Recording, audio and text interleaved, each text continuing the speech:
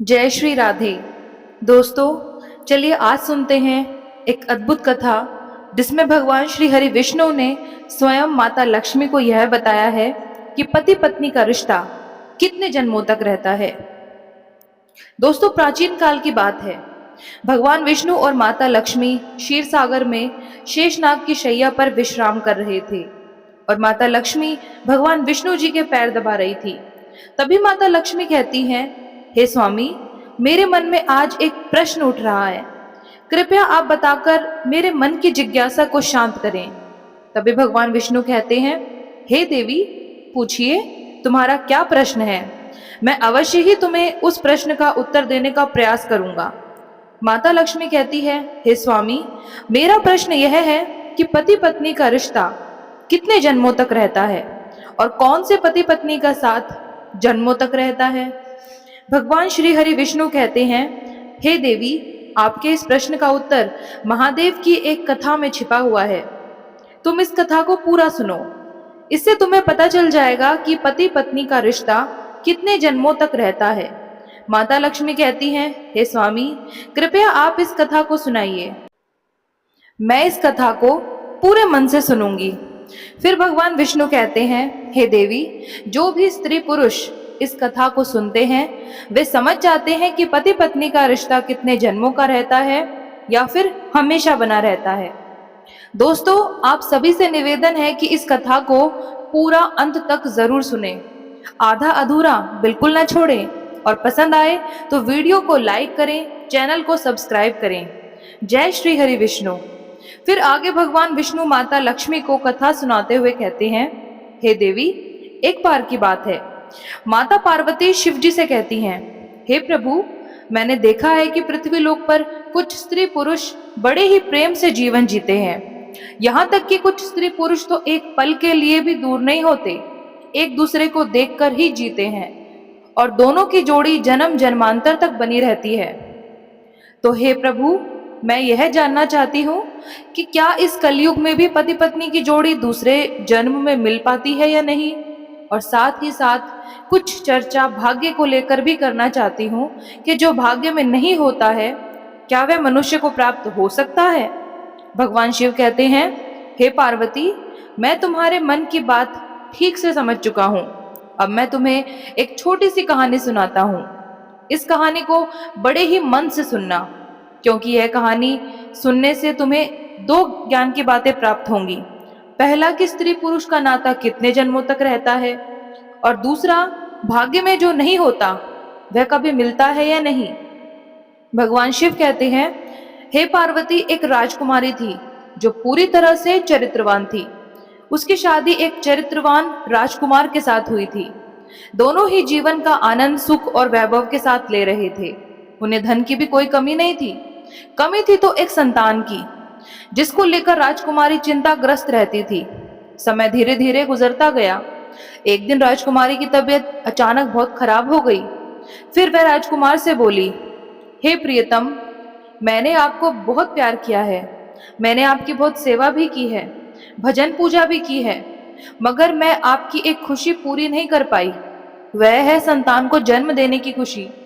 मुझे आभास हो रहा है कि मेरा जीवन कुछ पलों में ही समाप्त होने वाला है। आप मलाल मत करना, मेरे ना रहने पर मेरी यादों में अपना जीवन जीना। मैं आपको वचन देती हूँ, अगले जन्म में फिर आपकी पत्नी बनूंगी। तब मैं आपकी संतान की इच्छा अवश्य पूरी करूंगी। और फिर इतना कहते ही उस राजकुमारी की मृत्यु हो जाती है। फिर भगवान विष्णु माता लक्ष्मी से कहते हैं, हे देवी। फिर आगे भगवान शिव कहते हैं, समय आने पर एक दिन राजकुमार भी शरीर छोड़ देता है।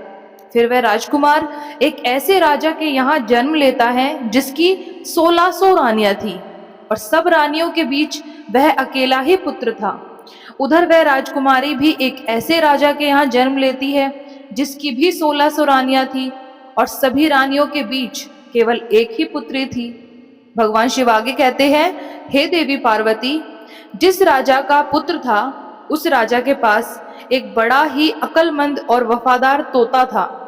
राजा उससे बहुत सारे मामलों में सलाह लिया करता था और उसकी सलाह मानता भी था। बड़ी बड़ी मुश्किल समस्याओं में राजा तोते की सलाह अवश्य लेता था। फिर भगवान विष्णु माता लक्ष्मी से कहते हैं, हे देवी, शिवजी पार्वती को आगे बताते हुए कहते हैं, एक दिन राजा ने उस तोते को बुलाया और तोते से कहा कि हे तोते, मैं तुम्हें एक बहुत बड़ी जिम्मेदारी सौंप रहा हूं जो तुम्हें पूरी करनी है। तो तोते ने बोला, बोलिए महाराज, मैं आपके लिए कुछ भी कर सकता हूँ। तो राजा ने कहा, हे तोते, तुम तो जानते हो कि मेरा एक ही बेटा है और मैं अपने बेटे के लिए जैसी बहू चाहता हूँ, तुम्हें ढूंढकर ऐसी ही बहू लानी है। और फिर राजा ने उस तोते को अपने मन की सारी बात बता दी कि वह बहू कैसी चाहता है। तोता राजा की बात सुनकर राजी हो गया और बोला, महाराज, आप जैसी भी राजकुमारी चाहते हैं, आप एक पर्ची पर लिखकर मेरे पैर में वह पर्चा बांध दीजिए। फिर आगे का काम आप मेरे ऊपर छोड़ दीजिए। मैं वैसी ही राजकुमारी तलाश करके लाऊंगा जैसी आप चाहते हैं। दोस्तों, फिर तोते की बात को सुनकर राजा ने एक पर्ची पर अपनी पसंद की राजकुमारी के बारे में लिख दिया कि वह कैसी राजकुमारी अपने बेटे के लिए चाहते हैं, और उस पर्ची को तोते के पैर में बांध दिया। फिर तोता वहां से राजकुमारी की खोज में उड़ता हुआ चल देता है। उड़ते उड़ते तोता एक पड़ोसी देश में पहुंचा जहां बहुत भारी बारिश हो रही थी। तो उसे एक जंगल में शरण लेनी पड़ी। उसे एक पुराना पेड़ मिल गया जो खोखला था। वहीं उसे लगा कि वह जगह उसके आराम के लिए बहुत ही ठीक रहेगी। जैसे ही तोते ने उस पेड़ के खोखले हिस्से के अंदर जाने के लिए सोचा, वैसे ही अंदर से एक आवाज आई, तुम अंदर मत घुसना, नहीं तो तुम अंधे हो जाओगे। तोता यह डरावनी बात सुनकर उस पेड़ के खोखले हिस्से के अंदर नहीं घुसा और पेड़ की जड़ के पास उग रही एक टहनी पर जाकर बैठ गया और बारिश खत्म होने का इंतजार करने लगा। बारिश बंद होने के बाद उस खोखली जगह में से एक मैना निकली और आकर तोते के पास बैठ गई। फिर दोनों बहुत देर तक बातें करने लगे। इसी बीच तोते ने मैना को सारी बात बताई कि वह कहाँ जा रहा है। तोते की बात सुनकर मैना कहने लगी, आज हमारी मुलाकात बहुत ही अच्छी रही। और फिर वह मैना तोते से आगे कहती है, आप अपने मालिक के प्रति जितने वफादार हैं, मैं भी अपने मालिक के प्रति उतनी ही वफादार हूँ। आप अपने राजा के बेटे के लिए एक ऐसी राजकुमारी की तलाश कर रहे हैं जिसमें सभी गुण हो, और मैं भी अपने राजा की बेटी यानी कि राजकुमारी के लिए एक ऐसे राजकुमार की तलाश में निकली हूँ जिसमें ये सारे गुण हो। फिर भगवान विष्णु माता लक्ष्मी से कहते हैं कि हे देवी, शिव भगवान इस कहानी को आगे बताते हुए कहते हैं, हे देवी पार्वती। फिर वह तोता कहने लगा, हमारे राजा का कहना है कि हम ऐसे घर की राजकुमारी लेकर आएंगे जिस राजा की 1600 रानियां होंगी, क्योंकि हमारे राजा की भी 1600 रानियां हैं। तो मैना कहने लगी, अब तो बात बन ही जाएगी, क्योंकि तुम्हारे राजा की भी 1600 रानियां हैं और हमारे राजा की भी। तुम्हारे राजा पर केवल एक राजकुमार है और हमारे राजा पर भी केवल एक ही राजकुमारी है। तुम्हारे राजा का राजकुमार भी सर्वगुण संपन्न है और हमारे राजा की राजकुमारी भी सर्वगुण संपन्न है। इस प्रकार तोते ने मैना को राजकुमार की सारी पसंद बताई और उधर मैना ने तोते को राजकुमारी की सारी पसंद बताई।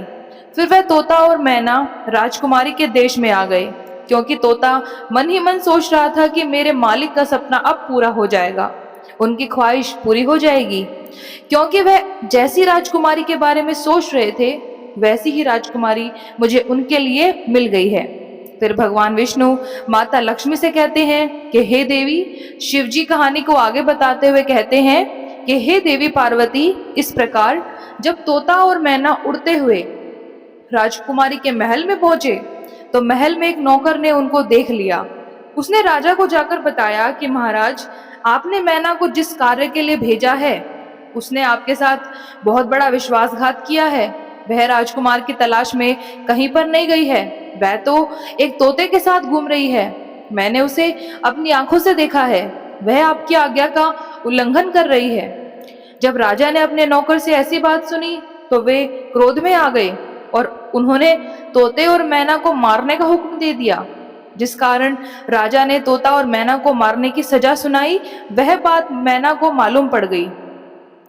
मैना ने तोते से कहा, हम दोनों की जान यहाँ खतरे में है, जितनी जल्दी हो सके हमें यहाँ से भाग जाना चाहिए। जल्दी उड़ो, वरना हम दोनों बेमौत मारे जाएंगे। इससे पहले कि राजा के तीर हमें मारे, चलो हम यहाँ से कहीं दूर भाग चलें। और फिर ऐसा सोचकर तोता और मैना वहां से बहुत दूर उड़ गए। राजा के नौकर जब उन्हें मारने पहुंचे तो वे वहां नहीं थे। उन्होंने तोते और मैना को बहुत खोजा, किंतु वे कहीं पर भी नहीं दिखाई दिए। फिर उन्होंने यह सोचकर तसल्ली कर ली कि लगता है तोते और मैना को शाही हुक्म का पता चल गया था, इसलिए वे किसी सुरक्षित जगह पर चले गए हैं। अब तोता और मैना ने कुछ दिन तक इंतजार किया ताकि लोग इस बात को भूल जाएं। फिर एक दिन वे दोनों वापस आ गए और आकर तोता राजा के दाएं घुटने पर और मैना राजा के बाएं घुटने पर बैठ गई। फिर तोता और मैना ने राजा से पूछा, आप हमें मारना क्यों चाहते हैं? हम तो आपके वफादार हैं। आपके महल के नौकर हमसे जलते हैं, इसलिए उन्होंने आपसे हमारी बुराई की है। हम तो आपको खुशखबरी सुनाने आए थे। हम दोनों तोता और मैना बड़े शान वाले राजाओं के नौकर हैं, जो अक्लमंद भी हैं और अमीर भी। हमने हमेशा आपके साथ वफादारी की है। अब तोता और मैना अपने मन की बात बताते हैं और कहते हैं, इस तोते के राजा के यहाँ 1600 रानियां हैं और आपके यहाँ भी।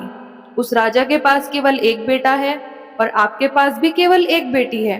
हालांकि आपने एक दूसरे को कभी देखा नहीं है, लेकिन आपको अपने बच्चों की शादी एक दूसरे के बच्चों के साथ करनी चाहिए। उस राजा को वैसी बहू चाहिए जैसी आपकी बेटी है, और आपको वैसा ही दामाद चाहिए जैसा इस तोते के राजा का बेटा है। भगवान की कृपा से हम लोग आपके राज्य के बाहर एक जंगल में मिले और यह अच्छी खबर लेकर आपके पास आए थे। फिर तोता और मैना ने अपने मन की बात राजा से कहकर राजा को खुश कर दिया। फिर तोते ने राजा की तरफ अपना पैर बढ़ा दिया, जिसमें एक पर्चा बंधा हुआ था और उसमें राजकुमार की पसंद लिखी हुई थी। जब राजा ने वह पर्चा पढ़ा तो वह बहुत ही खुश हुआ। पहले तो उसे उन तोते मैना पर विश्वास नहीं हुआ, लेकिन जब उसने पर्चे को तोते के साथ देखा तो उसे तोते पर विश्वास हो गया। फिर राजा ने तोते के पैर से राजकुमार की शाही तस्वीर निकाली और अपने रानियों के पास भिजवा दी। उसने कहा, यह तस्वीर देखकर बताइए कि यह राजकुमार कैसा है। कुछ दिन बीत गए लेकिन तस्वीर वापस नहीं आई। राजकुमारी को वह तस्वीर बहुत ही पसंद आ गई थी और वह उसे अपने हाथ में ही लिए रखती थी। कुछ दिनों के बाद रानियों की तरफ से जवाब आया कि राजकुमार सबको पसंद है, अब उसकी शादी जल्दी ही हो जानी चाहिए, क्योंकि राजकुमारी तो राजकुमार को देखे बिना रह ही नहीं पा रही है। फिर आगे भगवान विष्णु माता लक्ष्मी से कहते हैं, हे देवी, शिवजी आगे कहते हैं, जैसे ही यह जवाब राजा के पास पहुंचा तो राजा ने तोते को यह कहकर वापस भेज दिया कि वह अपने मालिक से जाकर कहे, राजकुमार की मनपसंद लड़की उसे मिल गई है, वह 10 महीने के अंदर शादी के लिए हमारे पास आ जाएं। फिर तोते ने आदर के साथ झुककर राजा को प्रणाम किया और अपने देश को उड़ता हुआ चल दिया। अपने देश पहुंचकर तोते ने राजा को अपनी यात्रा की सफलता के बारे में बताया। यह सुनकर राजा बहुत ही खुश हुआ कि उसे जैसी बहू चाहिए थी वैसी ही राजकुमारी उसके बेटे के लिए अब मिल गई है। फिर राजा ने तुरंत ही इस शानदार मौके को शानदार तरीके से मनाने का हुक्म दे दिया। राजकुमार के लिए सबसे कीमती और बढ़िया कपड़े बनवाए गए। घोड़ों के लिए बहुत ही शानदार जीन तैयार की गई। सिपाहियों के लिए भी नए और भव्य वेशभूषा तैयार की गई। बहुत सारी चीजें जैसे कि अनमोल हीरे जवाहरात, बढ़िया कपड़े, मुश्किल से मिलने वाले फल, कीमती मसाले और उत्तम किस्म के इत्र आदि इकट्ठा किए गए। राजा ने हर चीज को खुद याद करके एक एक करके मंगवाया। महीने जल्दी ही गुजर गए। इतनी तैयारियों में समय कब बीत गया राजा को पता ही ना चला। पर अफसोस, शादी के कुछ दिन पहले ही राजकुमार का पिता बीमार पड़ गया और उसका देहांत हो गया। यह पूरे परिवार के लिए बहुत ही बड़ा धक्का था। राजकुमार को अपना जाना टालना पड़ा, क्योंकि ऐसे समय पर शादी के लिए जाना अपने पिता का अपमान करना माना जाता है। जैसे ही राजकुमार के पिता की मृत्यु का शोक काल समाप्त हुआ, राजकुमार तोते के साथ राजकुमारी से विवाह करने के लिए निकल पड़ा। उधर राजकुमारी का राज्य बहुत दूर नहीं था, इसीलिए राजकुमार बहुत ही शीघ्र वहां पहुंच गया। फिर राजकुमार ने अपने डेरे राजकुमारी के महल के पास वाले बगीचे में डाल दिए। किंतु अगर वह राजकुमार उस बगीचे में न घुसा होता तो अच्छा होता, क्योंकि वही उसका प्रिय तोता मारा गया। बगीचे के माली ने उस तोते को मार डाला, क्योंकि वह तोता एक आम के पेड़ पर बैठकर आम खा रहा था और वह आम राजकुमार की ओर फेंक रहा था। यह बात माली को पसंद नहीं आई और उसने क्रोध में आकर तोते को मार दिया। जैसे ही यह मुसीबत राजकुमार पर आई, कुछ ही समय बाद खबर आई कि राजकुमारी के पिता ने अपनी बेटी की शादी उससे करने से इनकार कर दिया है, क्योंकि उसका पिता मर गया था। अब बगीचे में डेरा डालने के बाद राजकुमारी सैर करने के लिए बाहर जा रही थी। इत्तेफाक से वह उसी रास्ते से गुजरी जिस पर वह बगीचा था। उसने उस बगीचे की ओर नजर डाली और वहीं उसने राजकुमार को देख लिया। राजकुमार ने राजकुमारी को तुरंत पहचान लिया, क्योंकि उसकी तस्वीर अभी भी उसके पास ही थी। उसने उस समय तो कुछ नहीं कहा, पर सीधे अपने महल लौट आई, क्योंकि उसे अपना प्रेमी मिल गया था। उसी समय से उसे अब सब कुछ बहुत अच्छा लगने लगा।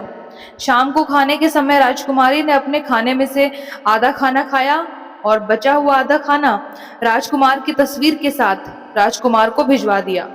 उसने अपनी दासी से कहा कि वह राजकुमार से कहे कि वह उस खाने को खा ले, और अगर वह ना खाए तो उसमें अपनी उंगली घुसा दे। दोस्तों, फिर आगे भगवान विष्णु माता लक्ष्मी से कहते हैं, हे देवी, शिवजी पार्वती को आगे कथा सुनाते हुए कहते हैं कि हे देवी, वह दासी ने वैसा ही किया। अब राजकुमार ने खाना नहीं खाया तो इस दासी ने उसे खाने की प्लेट में उंगली घुसाने के लिए कहा। जब उसने प्लेट में रखे चावल में अपनी उंगली डाली तो उसमें उसे अपनी तस्वीर मिली। उसने सोचा कि राजकुमारी तो मुझे प्रेम करती है। ऐसा सोचकर उसने अपने हाथ बढ़ाए और एक चिट्ठी राजकुमारी के नाम लिखी और उसे उस दासी को देकर वापस भेज दिया। जब वह दासी राजकुमारी के महल में पहुंची और राजकुमारी ने वह चिट्ठी देखकर पढ़ी, तो उसके मन में राजकुमार से मिलने की तीव्र इच्छा जाग उठी। उसने आधी रात को अशर्फियों से भरा एक थैला लिया और उस बगीचे की ओर वो चल पड़ी जहां पर राजकुमार ठहरा हुआ था। राजकुमारी बोली, तुम आश्चर्य में मत पड़ो, मैं तुम्हें बहुत प्यार करती हूँ और इसीलिए मैं छिपकर तुम्हारे पास आई हूँ। मेरे पिता तुमसे मेरी शादी की इजाजत नहीं देंगे। चलो अपना घोड़ा तैयार करो और मुझे अपने साथ अपने देश ले चलो, जहां हमारा कोई कुछ नहीं बिगाड़ सकेगा। फिर राजकुमार और राजकुमारी दोनों ही एक घोड़े पर सवार होकर राज्य से बाहर निकल गए। वे एक ऐसे स्थान पर पहुंच गए जहां पर उनकी जान बहुत बड़े खतरे में पड़ गई। वे जिस जिस नगर में पहुंचे वहां एक जादूगरनी रहती थी। उसकी भी एक बेटी थी। जैसे ही उसकी बेटी ने राजकुमार को देखा, वह राजकुमार से प्रेम कर बैठी और उससे विवाह की दृढ़ प्रतिज्ञा कर ली। अब वह जादूगरनी मन में सोचने लगी कि राजकुमार के साथ शादी कैसे होगी। फिर उसने एक तरकीब सोची। उसकी बेटी भी यही सोचने में लगी कि आखिर मेरी शादी इस राजकुमार के साथ कैसे हो सकती है। फिर उसने भी एक तरकीब सोची और अपनी माँ से कहा कि राजकुमार और राजकुमारी को अपने घर खाने के लिए बुलाओ। अपनी बेटी की बात मानकर जादूगरनी ने राजकुमार और राजकुमारी को अपने घर भोजन के लिए बुलाया। जब राजकुमार और राजकुमारी उस जादूगरनी के घर पर गए तो जादूगरनी ने राजकुमार को एक कमरे में बुलाया और उसके गले में एक रस्सी का फंदा डाल दिया। फंदा डालते ही राजकुमार एक भैंसे के रूप में बदल गया। फिर जादूगरनी ने उसे पीछे वाले दरवाजे से बाहर एक सुरक्षित स्थान पर भेज दिया और अपनी बेटी को भी उसके साथ भेज दिया। अब राजकुमारी भोजन करने के बाद अपने राजकुमार को ढूंढने लगी, मगर वह तो अब भैंसा बन चुका था। वह उसे कैसे मिल पाता। उधर सारा दिन वह भैंसा जादूगरनी की बेटी के पीछे पीछे घूमता रहा। वह लड़की जहां भी जाती भैंसा उसके पीछे जाता। रात को जब वह जादूगरनी की बेटी भैंसे के गले से रस्सी का फंदा निकाल देती तो वह राजकुमार फिर से मनुष्य बन जाता। लेकिन जैसे ही सुबह होती वह फिर से रस्सी का फंदा उसके गले में डाल देती और वह फिर से भैंसा बन जाता था। दिन भर वह उसके साथ बाहर घूमता रहता। उधर राजकुमारी को राजकुमार से मिले कई दिन बीत गए थे। वह पागलों की तरह उसे इधर उधर ढूंढ रही थी। वह बहुत ही दुखी थी। उसे कुछ समझ नहीं आ रहा था कि अब करे क्या। वह सोचती, आखिर राजकुमार मुझे छोड़कर कहाँ चला गया? क्या उसने मुझे धोखा दे दिया? नहीं, वह ऐसा नहीं कर सकता। वह मुझसे बहुत प्रेम करता है, मैं भी उससे बहुत प्रेम करती हूँ। कहीं ऐसा तो नहीं है कि किसी ने उसका कत्ल कर दिया हो। फिर उस राजकुमारी ने एक आदमी का रूप धारण किया और उस देश के राजा के पास पहुंची और उसे अपने मन की बात बताई। उधर राजा राजकुमारी की शक्ल, सूरत और बोलने के ढंग से बहुत प्रभावित हुआ। फिर राजा ने अपने दरबार में उस राजकुमारी को कोतवाल के पद पर नियुक्त कर दिया।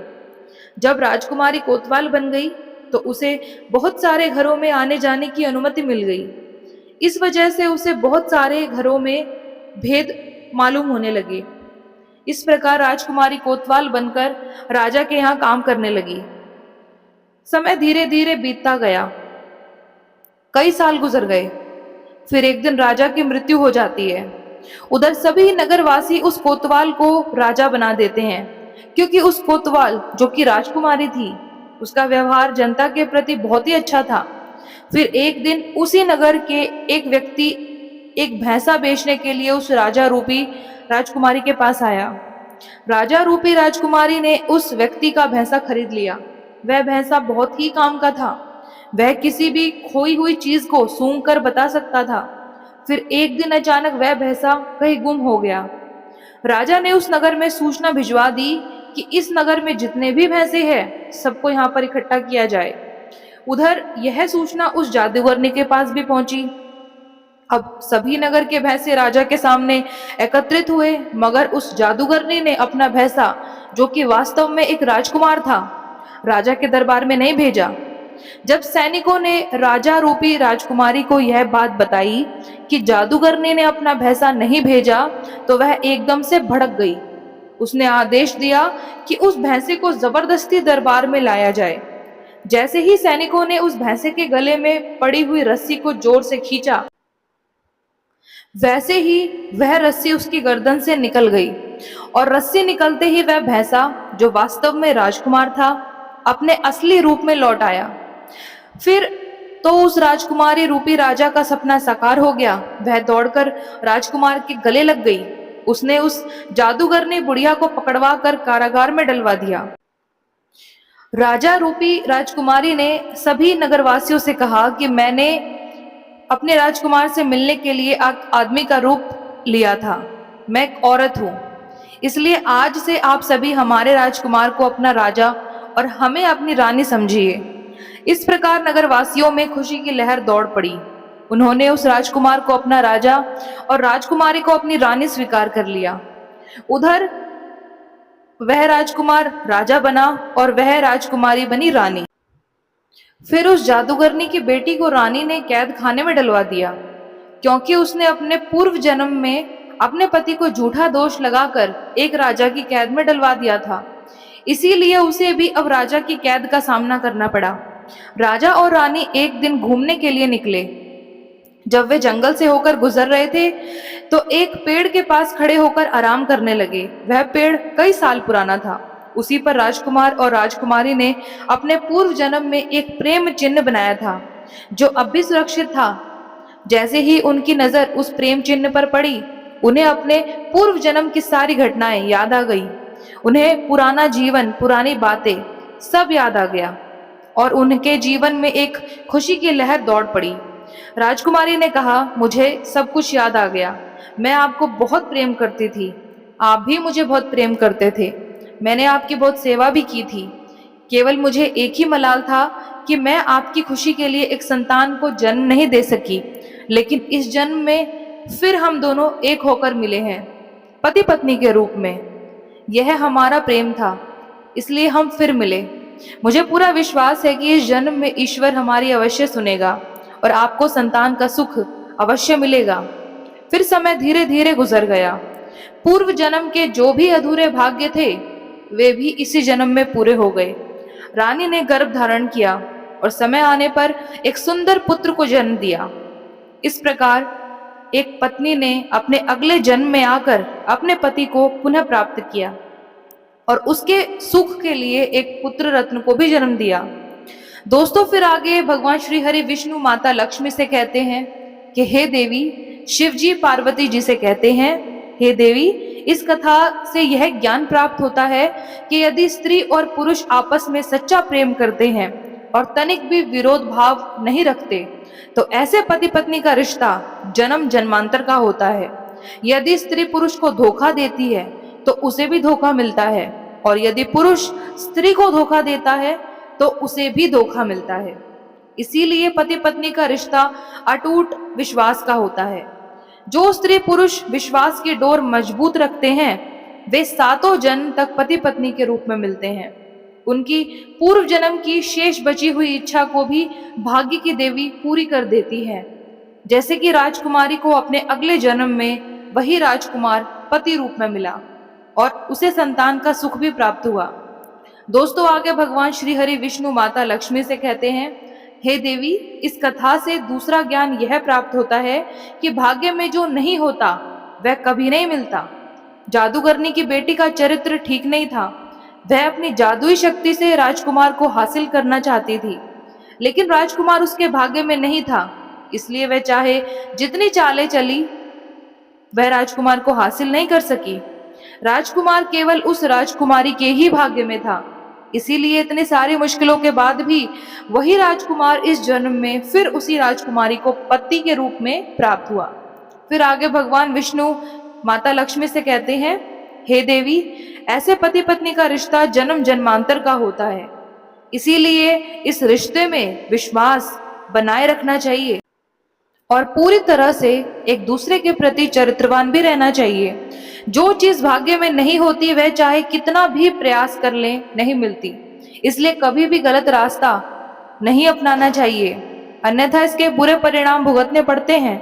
जैसे कि उस जादूगरनी की बेटी को हमेशा के लिए राजा के कैद खाने में डलवा दिया गया था और उसका सारा जीवन उसी कैद में गुजर गया। दोस्तों जब माता लक्ष्मी जी ने यह कथा पूरी सुनी तो उन्होंने कहा कि हे स्वामी, अब मुझे मेरे प्रश्न का उत्तर मिल गया है और मैं यह कथा सुनकर पूर्ण संतुष्ट हो गई हूँ। प्रेम से बोलिए जय श्री हरि विष्णु।